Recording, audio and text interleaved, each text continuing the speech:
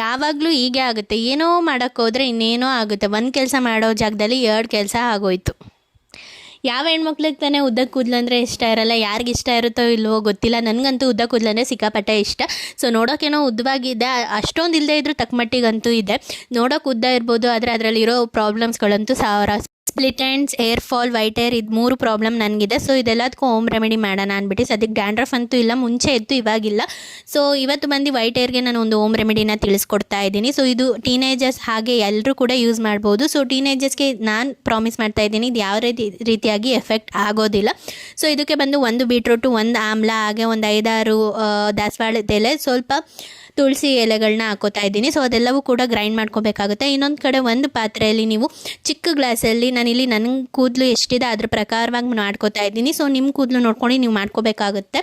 So ಇಲ್ಲಿ ನಾನು ಒಂದು ಚಿಕ್ಕ ಗ್ಲಾಸಲ್ಲಿ ಒಂದು ಅರ್ಧ ಲೋಟ ನೀರು, ಹಾಗೆಯೇ 1 ಸ್ಪೂನ್ ಆಗೋಷ್ಟು ಟೀ ಪೌಡರ್ ಹಾಕ್ಕೊಂಡು ಕುದಿಸ್ಕೋಬೇಕಾಗುತ್ತೆ. ಸೊ ಎರಡೂ ಕೂಡ ಸ್ಟ್ರೈನ್ ಮಾಡಿ, 2 ಮಿಕ್ಸ್ ಮಾಡಿ, ನೆಕ್ಸ್ಟು ಅದಕ್ಕೆ ಏನು ಎಣ್ಣೆ ಪೌಡರ್ ಹಾಕೋಬೇಕಾಗುತ್ತೆ. ಸೊ ಇಲ್ಲಿ ನಾನು ಯಾವ ಎಣ್ಣೆ ಪೌಡರ್ ಯೂಸ್ ಮಾಡ್ತಾ ಇದ್ದೀನಿ ಅದೇ ಪ್ಯಾಕೆಟ್ನ ನೀವು ಯೂಸ್ ಮಾಡ್ಕೊಳ್ಳಿ, ಬೇರೆ ಯಾವುದು ಯೂಸ್ ಮಾಡೋಕ್ಕೆ ಹೋಗಬೇಡಿ. ಯಾಕಂದರೆ ನಾನು ಯೂಸ್ ಮಾಡ್ತಾ ಇರೋದು ಇದು.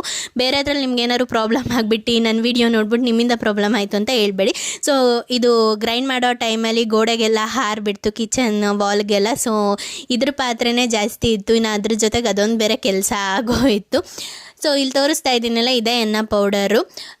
ಎರಡೂ ಕೂಡ ಸ್ಟ್ರೈನ್ ಮಾಡ್ಕೊಂಡು ಆದಮೇಲೆ ಎಣ್ಣೆ ಪೌಡರ್ನ ನೀವು ಇದಕ್ಕೆ ಹಾಕಿ ಮಿಕ್ಸ್ ಮಾಡ್ಕೋಬೇಕಾಗುತ್ತೆ. ಸೊ ನನ್ನ ಕೂದಲು ಇಷ್ಟುದ್ದ ಇದೆ ಅಂದರೆ ಅದಕ್ಕೆ ನಮ್ಮ ಅಮ್ಮನೇ ಕಾರಣ, ಇಲ್ಲಾಂದರೆ ನಾನೇನು ಏರ್ ಕೇರ್ ಮಾಡೋಕ್ಕೆ ಹೋಗಲ್ಲ. ಸೊ 2 ಎಣ್ಣೆ ಪೌಡರ್ ಒಂದೇ, ಒಂದು ಬಂದು ತುಂಬ ದಿನದಿಂದ ಇಟ್ಟಿದ್ದರಿಂದ ಆ ಥರ ಕಲರ್ ಶೇಡ್ ಆಗಿತ್ತು ಅಷ್ಟೇ.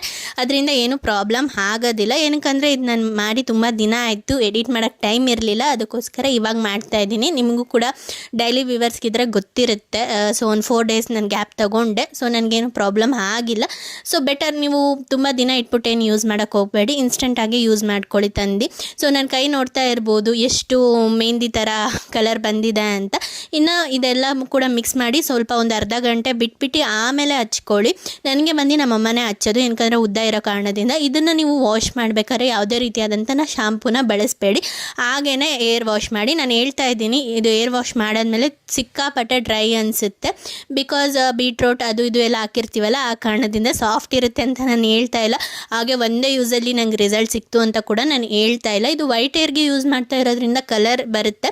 ಸೊ ಒಂದು ಯೂಸ್ಗೆ ಕೂಡ ರಿಸಲ್ಟ್ ಸಿಗುತ್ತೆ, ಬಟ್ ತುಂಬ ಡ್ರೈ ಇರುತ್ತೆ. ಸೊ ನೆಕ್ಸ್ಟ್ ಡೇ ಬಂದುಬಿಟ್ಟು ನೀವು ಆಯಿಲ್ ಅಪ್ಲೈ ಮಾಡಿ ಅದ್ರ ನೆಕ್ಸ್ಟ್ ಡೇ ಏರ್ ವಾಶ್ನ ಮಾಡಬೇಕು. ಸೊ ಇಲ್ಲಿ ನೋಡ್ತಾ ಇದ್ದೀರಲ್ಲ, ಎಲ್ಲೆಲ್ಲಿ ಏರ್ ಕಲರ್ ಬಂದಿದೆ ಅಲ್ಲೆಲ್ಲ ಕೂಡ ವೈಟ್ ಹೇರ್ ಇತ್ತು. ಆ್ಯಂಡ್ ನನ್ನ ಕೂದಲು ಕೂಡ ನೋಡ್ತಿರ್ಬೋದು ಎಷ್ಟು ಕಮ್ಮಿ ಇದೆ ಅಂತ.